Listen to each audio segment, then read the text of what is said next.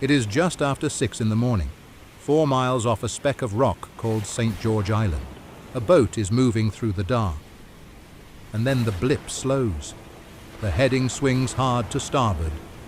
The boat turns into the wind, into the seas. And then it simply stops answering. No mayday, no flare, no voice on the radio. In about 4 minutes, barely longer than it takes to describe it, a sound vessel and 6 experienced men are gone, pulled to the bottom of the Bering Sea.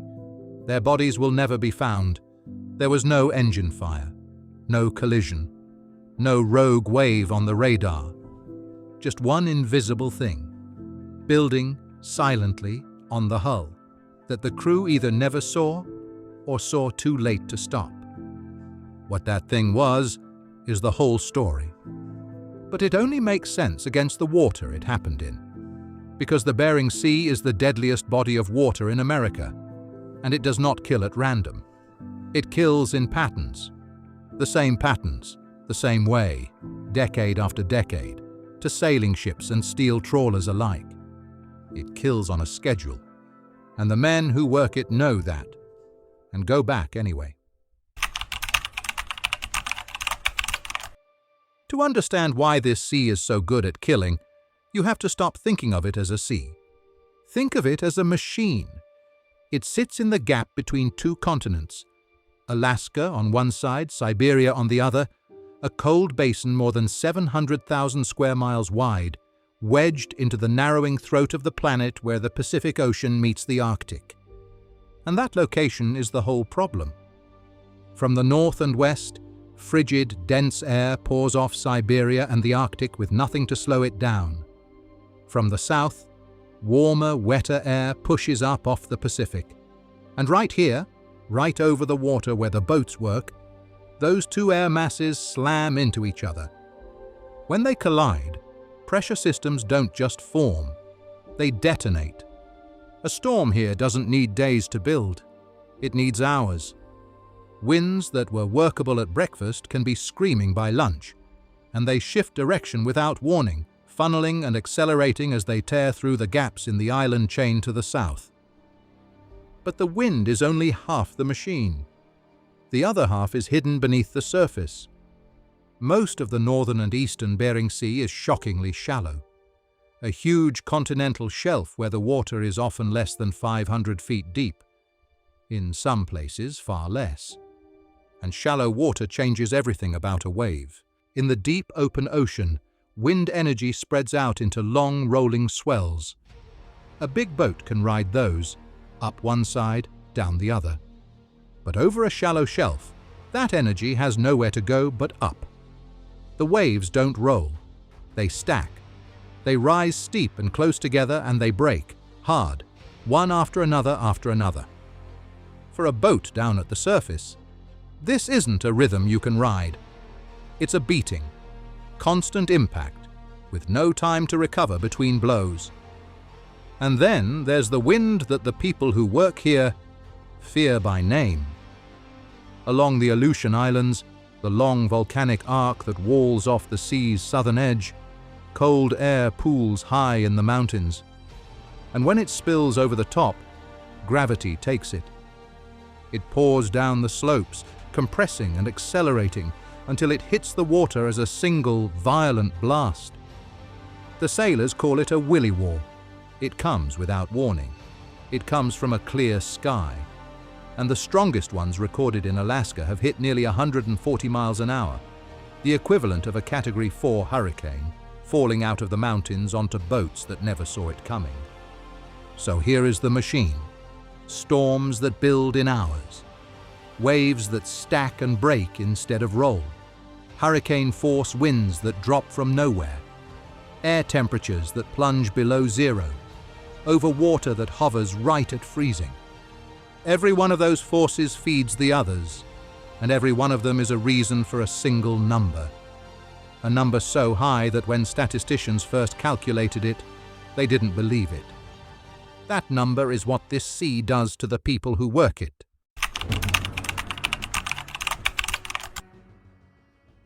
Beneath the chaos on the surface, The Bering Sea hides a secret that explains why anyone is out here at all.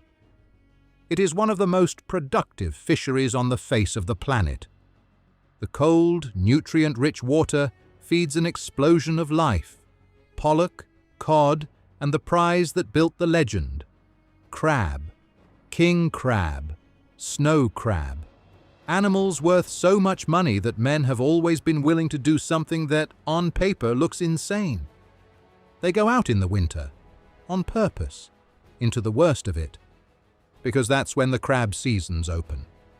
The coldest, darkest, most violent months of the year, that's the window.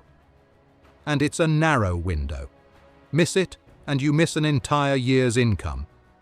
So how dangerous is it, really? Start with today, for scale. Right now, the single deadliest job in America is logging.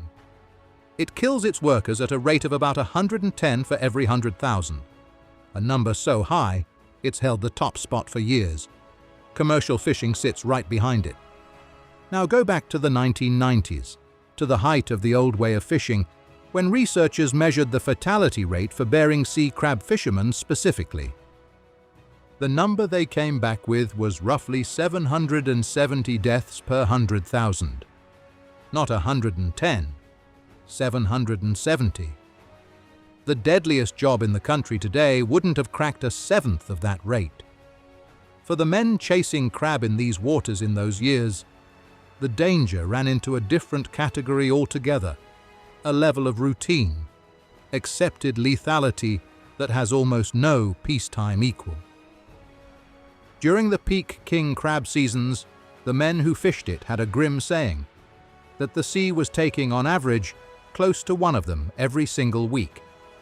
And the system they worked under almost seemed designed to get them killed.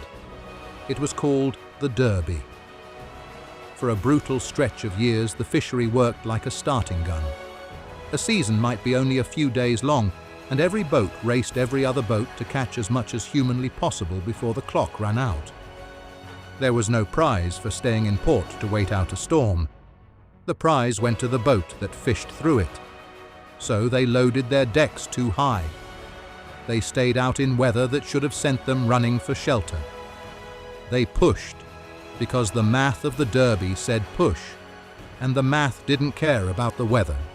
And on one boat on one February morning, all of that math came due at once, in exactly 4 minutes.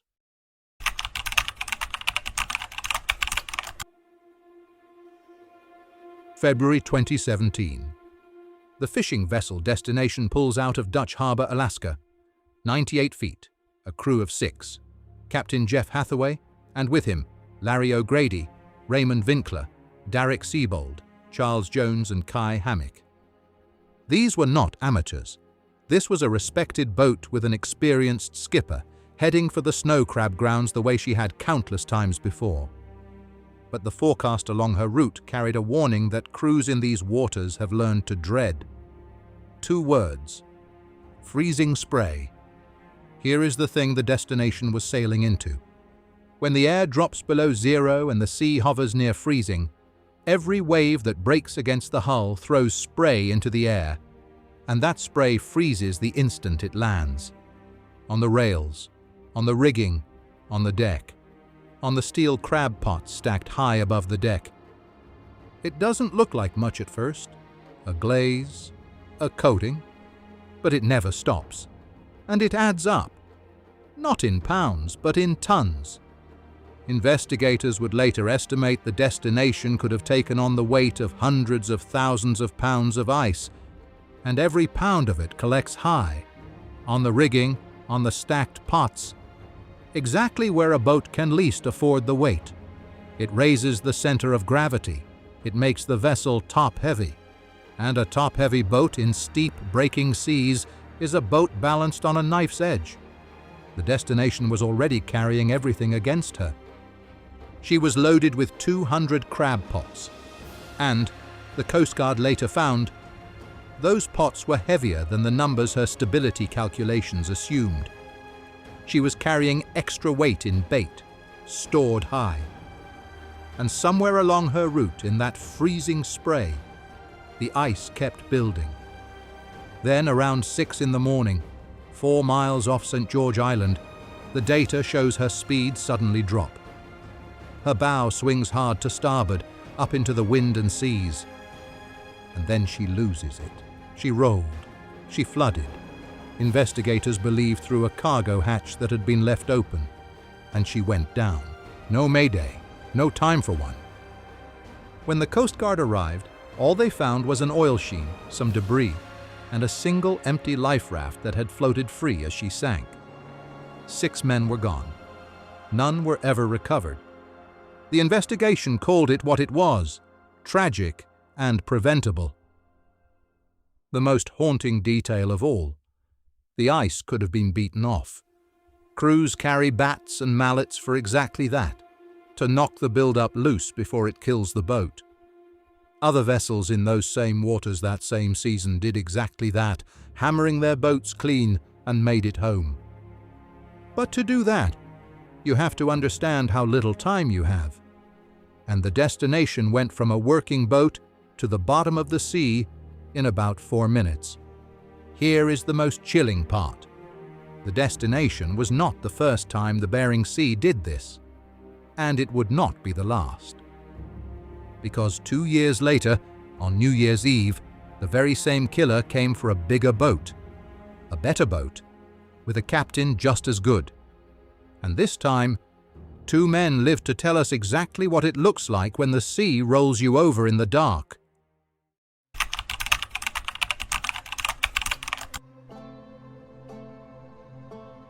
December 31st, 2019.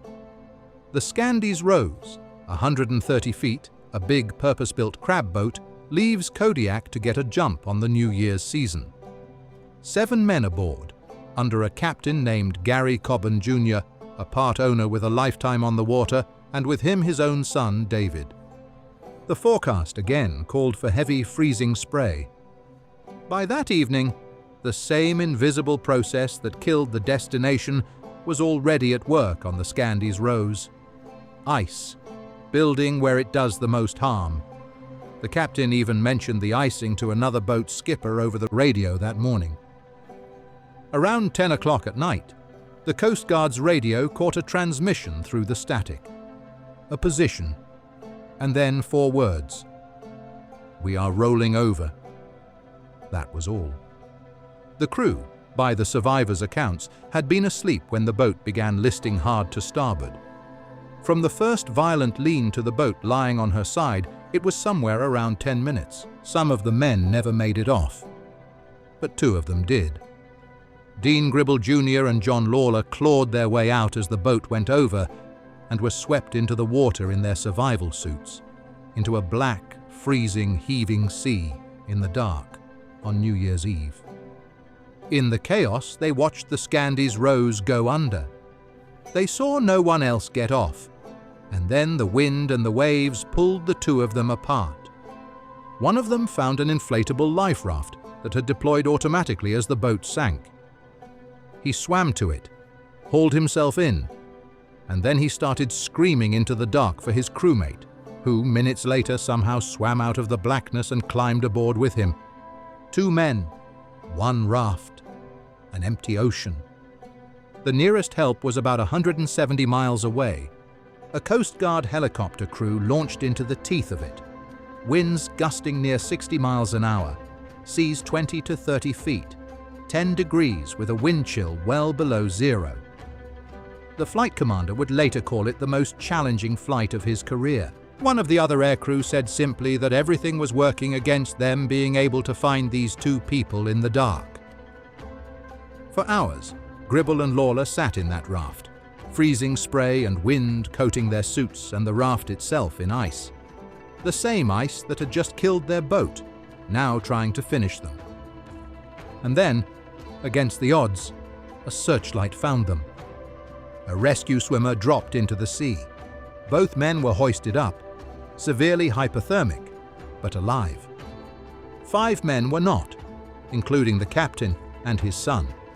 They were never found. 2 survivors out of 7, against everything that sea could throw at them. That is a miracle the Bering Sea almost never allows. But miracles out here have a ceiling.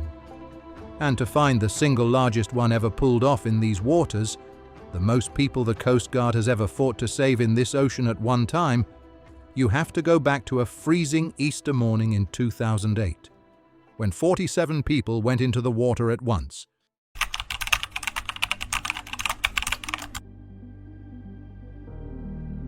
This time it wasn't a crab boat. The Alaska Ranger was a factory trawler, 189 feet, a floating fish processing plant with 47 people aboard. Far bigger than anything we've talked about so far. The kind of vessel that's supposed to be able to take what the Bering Sea dishes out. Around 2:30 in the morning on March 23, 2008, Easter, an alarm sounded. Down in the stern, in the rudder room at the very back of the ship, the crew found water, rising, fast. At 2:46 a.m., the Alaska Ranger put out a mayday. Her position was almost 800 miles from the nearest big Coast Guard station, roughly 120 miles out into the Bering Sea from Dutch Harbor, in the dark, in March. When the Coast Guard asked how many people were aboard, there was a pause full of static. And then the answer came back clear: 47. The flooding couldn't be stopped. The water in the stern began to drag the back of the ship down. And then something terrible happened. The Alaska Ranger started moving backward, sinking by the stern, even as the crew tried to abandon ship. That backward motion swung the life rafts out of reach of many of the crew. So men went into the water anyway, into 20-foot swells and snow squalls and a sea cold enough to kill an unprotected person in minutes, wearing nothing between themselves and death but an orange survival suit.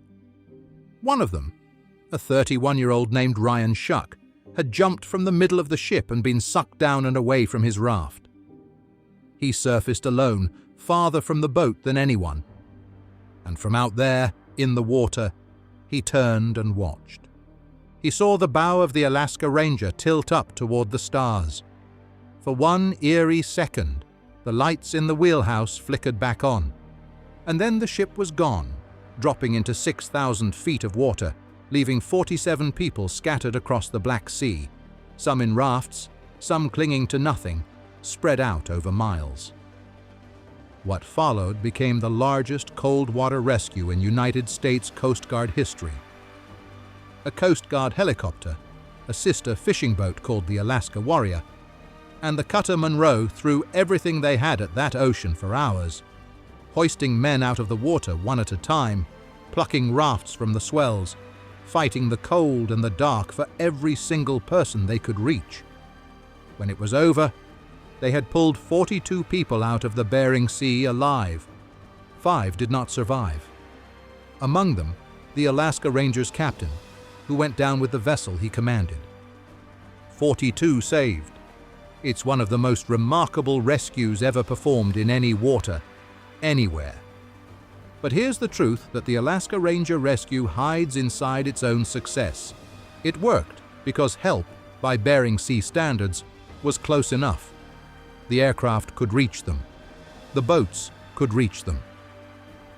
The timing held. The real terror of this sea is not the night the rescue arrives in time. It's the math underneath all of it. The reason the destination never even got a mayday out. The reason the Scandi Rose survivors sat freezing for hours. Out here, help is almost never close. It is hundreds of miles and many hours away. And in water this cold, you do not have hundreds of miles and many hours. That math has never changed. Not for the steel trawlers. Not for the crab boats. And not, as it turns out, for anyone who ever sailed these waters, going back long, long before there was anyone to call for help at all.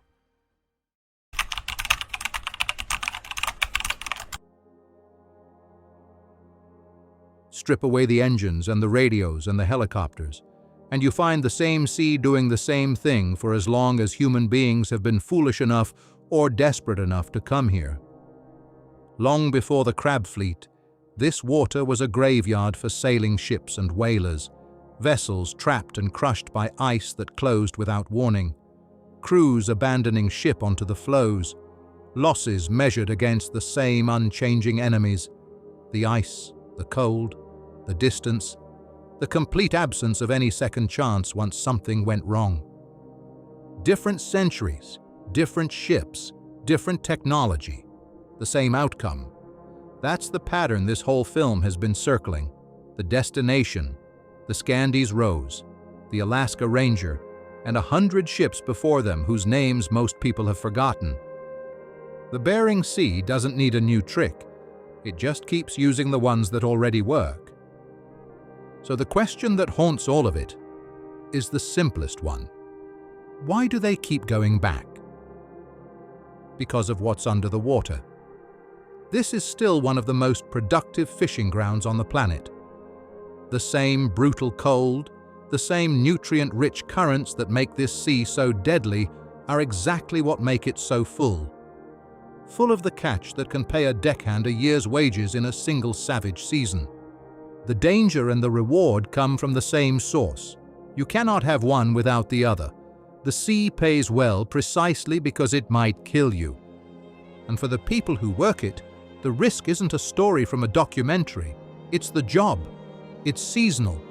It comes around every winter with the ice. The fleet is far safer now than it was in the 1990s. New rules, better training, the end of the deadly Derby system. Stability checks that the whole fleet now takes seriously. Many of them adopted because of the boats in this film. The number has come down. The sea has not. And now there's a final twist, one nobody on those old whaling ships could have imagined.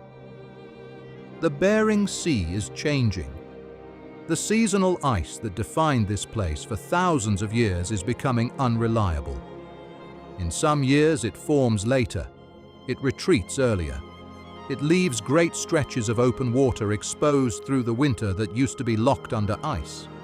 And open water is not safer water. Because where there's no ice to dampen it, the wind pours its energy straight into the sea. The waves grow higher. The storms reach farther. And the patterns that fishermen and wildlife and whole communities have read and trusted for generations are getting harder to read. That's the thing about this sea. It has never been stable for long. Cold, distance, and exposure, those have always been the constants. Everything else moves. So every winter, the boats still leave the harbor. The men still stack the pots and point the bow into the dark, betting that the sea stays predictable enough, just predictable enough, to get them through one more season. It's a bet the Bering Sea has let most of them win. But it's a bet this water has broken before. And it's a bet this water will break again.